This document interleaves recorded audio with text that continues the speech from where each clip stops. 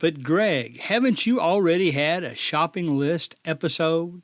Well, believe it or not, that was about 2 years ago, and a lot of things have changed since then. Now, if you're one of those stubborn ones that says, I ain't going to buy nothing just to substitute teach, well, if you want to stick with that, go ahead, but we're going to talk today about how that's going to save you time and aggravation if you make a few purchases. And we'll talk about some brand new stuff that you probably never thought of. Substitute Teachers Lounge.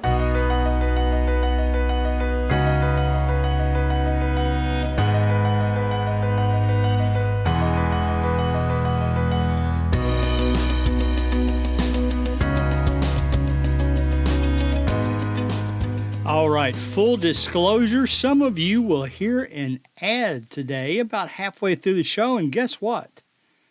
It's not trying to get you to buy anything. You all know that I hate ads. I've been approached time after time. I've considered it, but there's something about it that makes me think, ads just kind of take the show away from me, and it just feels like the ads control the show now. I have to do what they want me to do. So I've never been real crazy about that.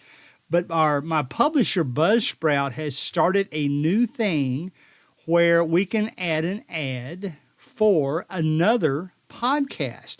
So some of you, I don't think it's going to play for everybody, but some of you will hear an ad about halfway through encouraging you to listen to another podcast. It just so happens I get to pick them, and the one I picked was about teachers. So hopefully you'll hear that. If you don't, if I find out a lot of you don't hear it, then I'll make sure I get that fixed for next week. And because it does seem like it's going to be a worthwhile podcast. It's about teachers, but they're going to share some things about life in general. So look forward to that about halfway through the show. And then, of course, in turn, I'll get to share an ad about my podcast on other people's podcasts. So it's kind of a win-win situation for all of us and our listeners, too, because you don't really have to spend any money. That's a good kind of ad to listen to, isn't it? It's just trying to get you to listen to their podcast. So we'll see how that goes. Now, how can we make it through a summer break? This episode is actually June 19th, Father's Day 2022, and I'm so thankful to be a father. I've got 3 kids, 3 grown kids of my own who have now given me 6 grandchildren, so that's always exciting. And if there's a topic that you absolutely should think about during the summer between the school years, it's a shopping list. What things do you need to buy during the summer that will help you with your substitute teaching when August rolls back around? By the way, I'm surprised at our Facebook group page, Substitute Teachers Lounge, how many of you are working during the summer. A lot of you have found summer school substitute teaching jobs to do, and I think that's exciting for me. We'll talk about some basic things. We'll talk about some things that maybe you won't consider as much unless you're in a full-time role. Then we'll talk about some things that I really don't think you've thought of yet. So let's get this baby started. Now, the very first one. In fact, I only came up with this a couple of days ago, and I thought, maybe that sounds so perfect. And, it's one of those kind of things that promotes you. Here's the deal. I've always, and I'm sorry guys, because I know a lot of you all do this, I've always kind of poked fun or poked holes in the idea about buying business cards as a substitute teacher, because I've heard from other teachers, if somebody leaves behind a business card, it almost comes across a little desperate. I guess they think of substitute teaching's not really a full-time job, and just leaving a business card, what they would rather have is a personal note. You know what my philosophy is. I don't leave very many negative notes at all, unless I'm just required by school policy because of a certain situation that may have happened. I leave positive notes. I let the teacher know how the kids behaved. I let them know what my favorite class of the day is. I'm probably falling into a bad habit. The classes that I get told are the worst classes, typically the worst classes of the day, I try to kind of make them the best class of the day. And I probably shouldn't do that because it's not fair to the others. But I hate hearing that. People telling me that here's the class you really need to watch out for. But don't buy those business cards. I got something else for you. You can find many websites. I'm not going to mention any because you've all got your favorite, and there's hundreds of companies to do this. Buy yourself some personalized ink pens. Now, first of all, you know that when you get to school, there's going to be some ink pens on your teacher's desk. There's going to be ink pens in her pen holder. And I try to stay away from those because if I start carrying those around, I'm going to take them home with me. I'm going to lose them, and that's not good for the teacher. if she comes back and half of her pens are missing, she might remember you for that. So what I'm going to do when August gets here is I'm going to have it ready for August.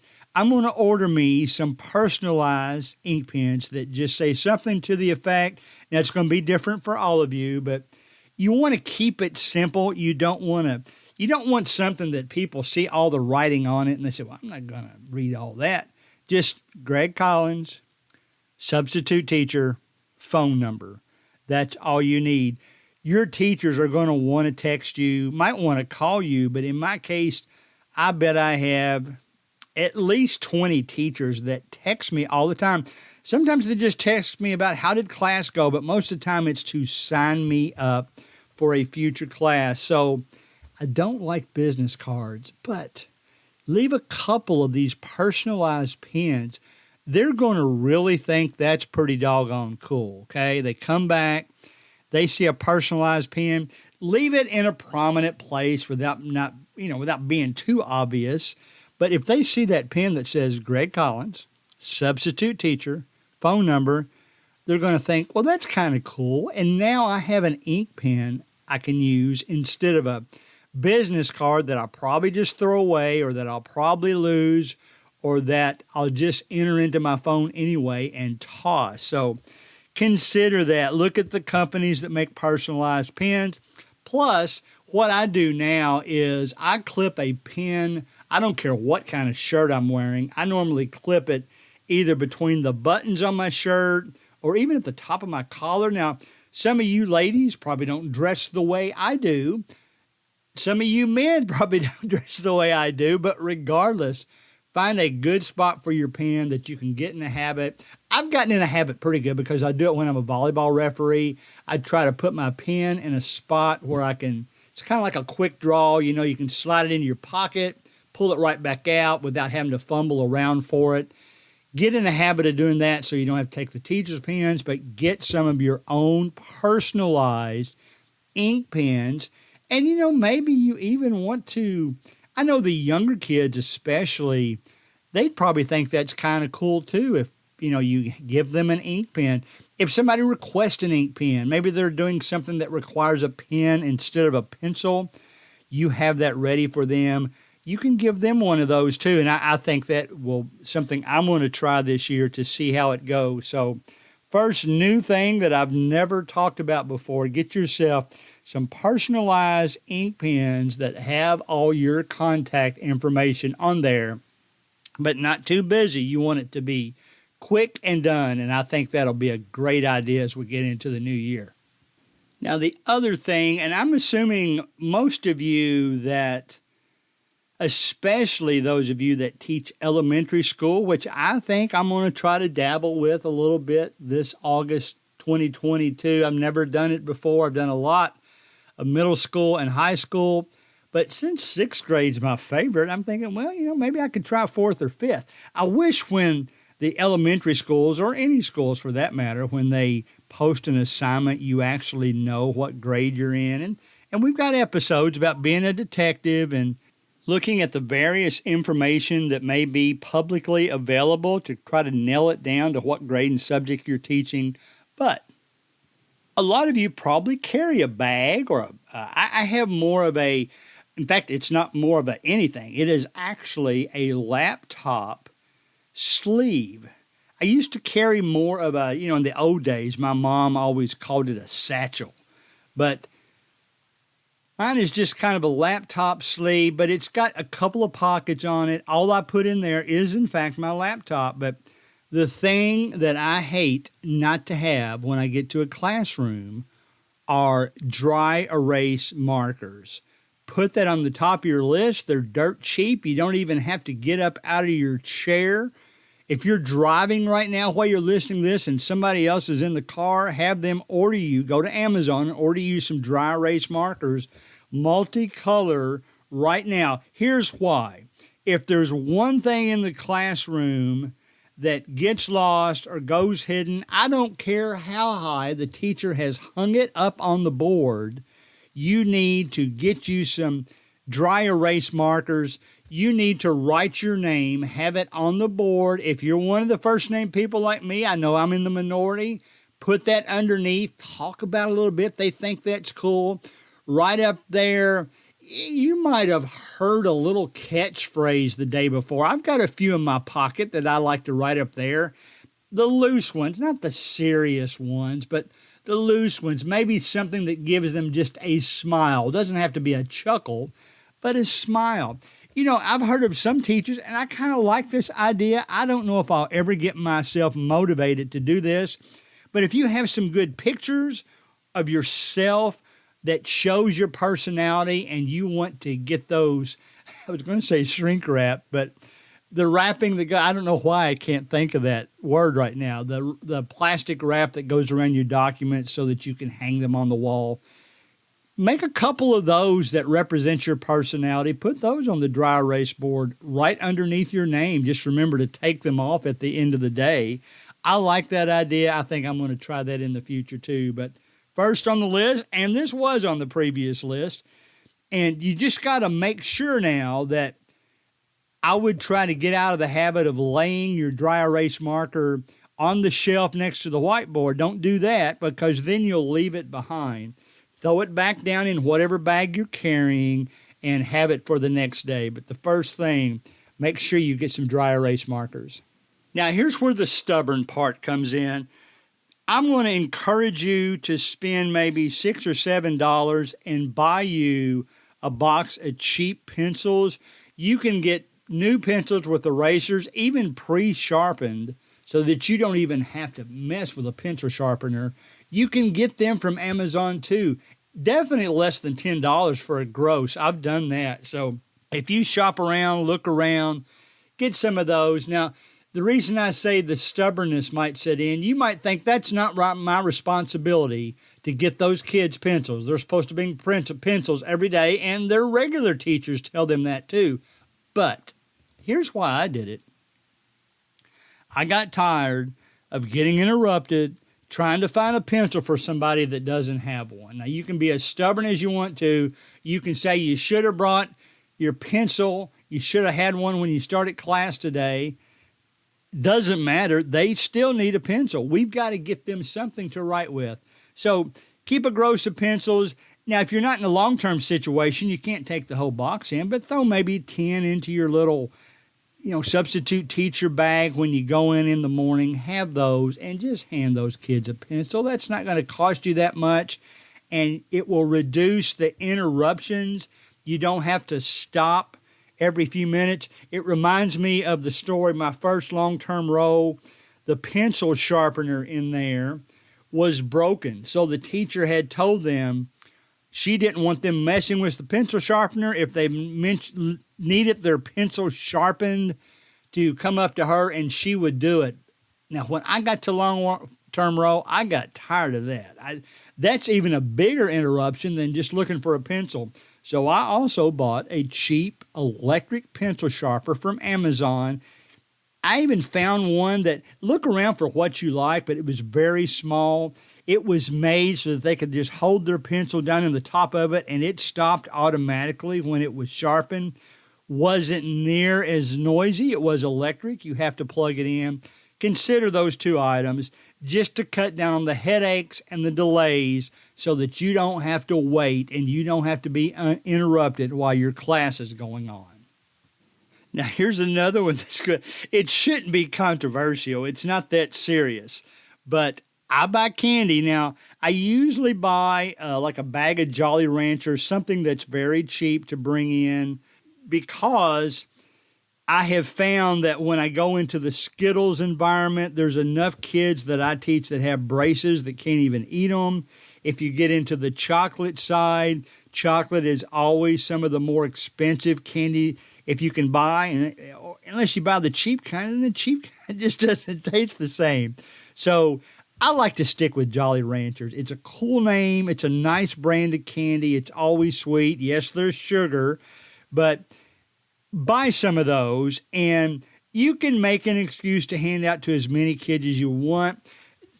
Again, the Substitute Teachers Lounge Facebook page, some of them are talking about how their schools have made candy against policy. I'm not sure if if the custodian got a hold of that and just didn't want to clean things up at the end of the day. I mean, we should be doing our part. If we see candy on the floor, we should be picking that up, wrappers and all that kind of thing.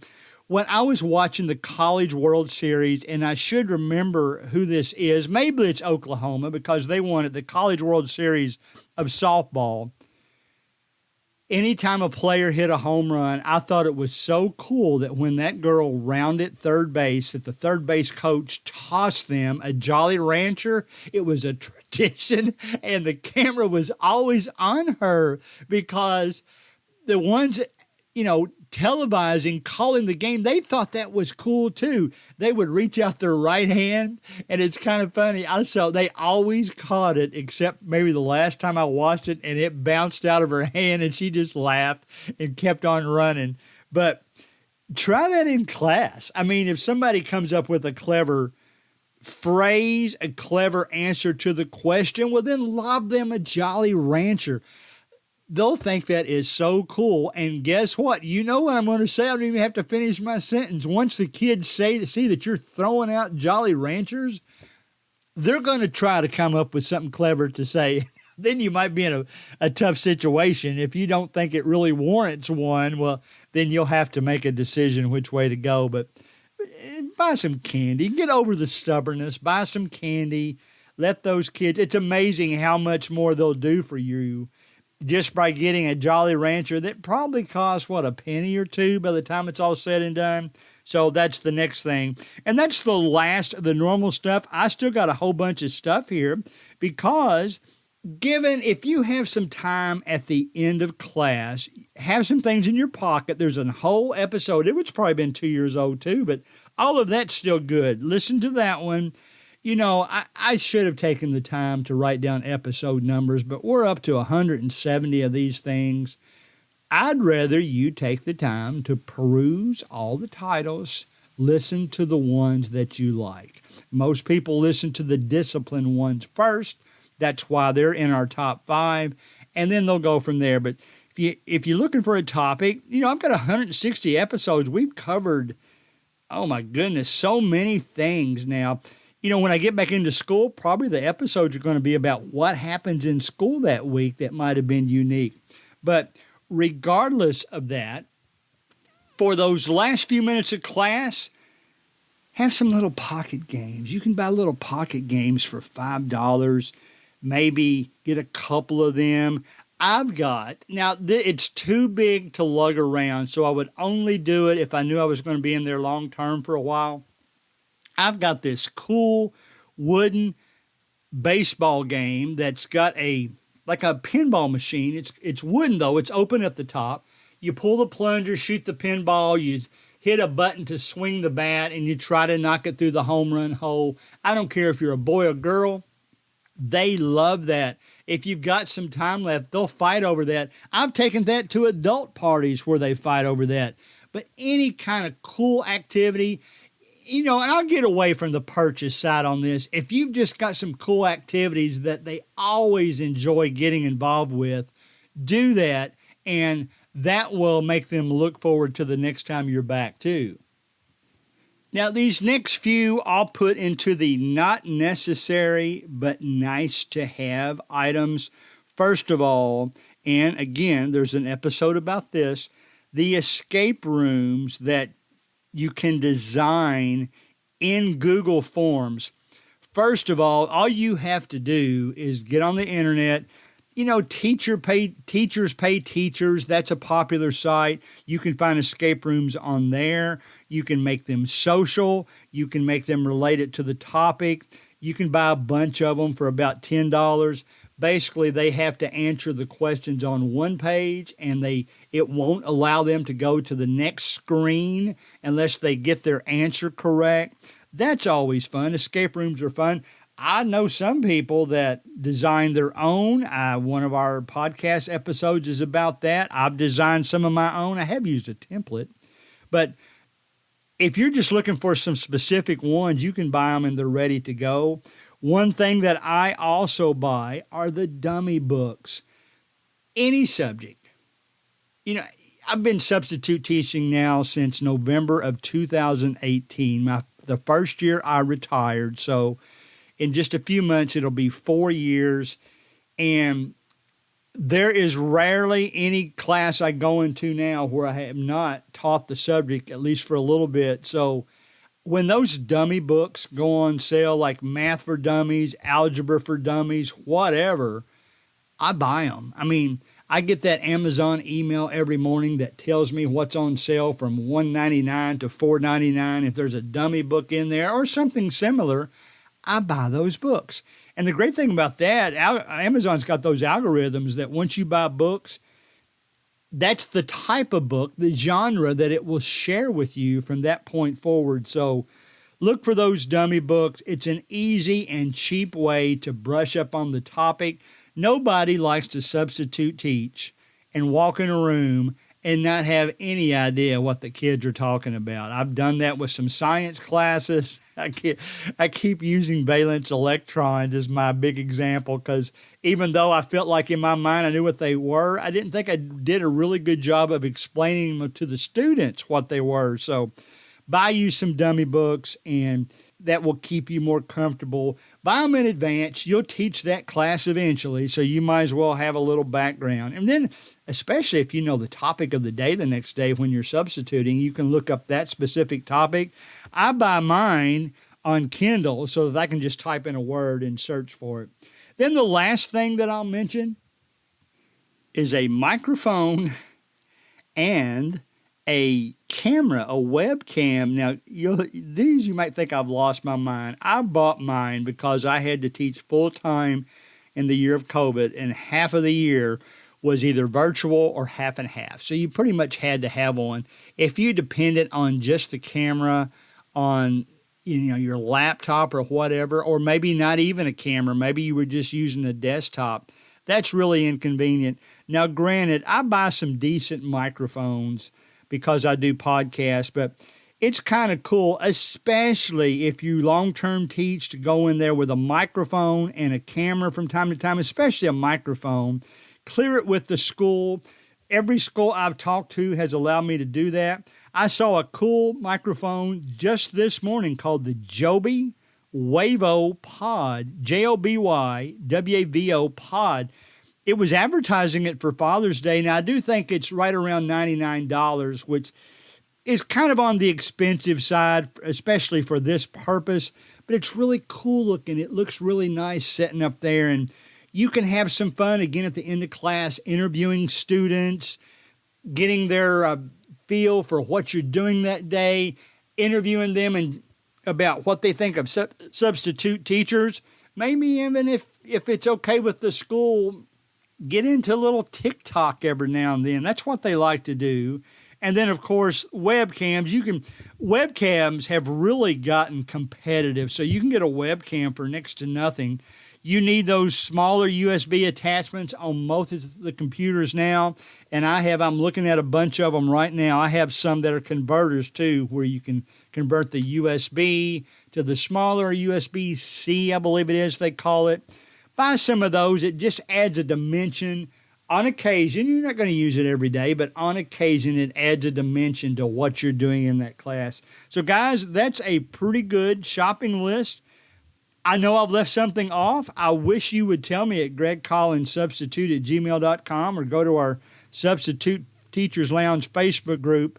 Tell us what your favorites are, too. Make sure I didn't leave anything out. Make sure you tell me I'm an idiot if I put something in there that you think is ridiculous, and we'll go from there. But don't wait too long. Buy this stuff now, and you'll have it ready for when that school session starts back up in August.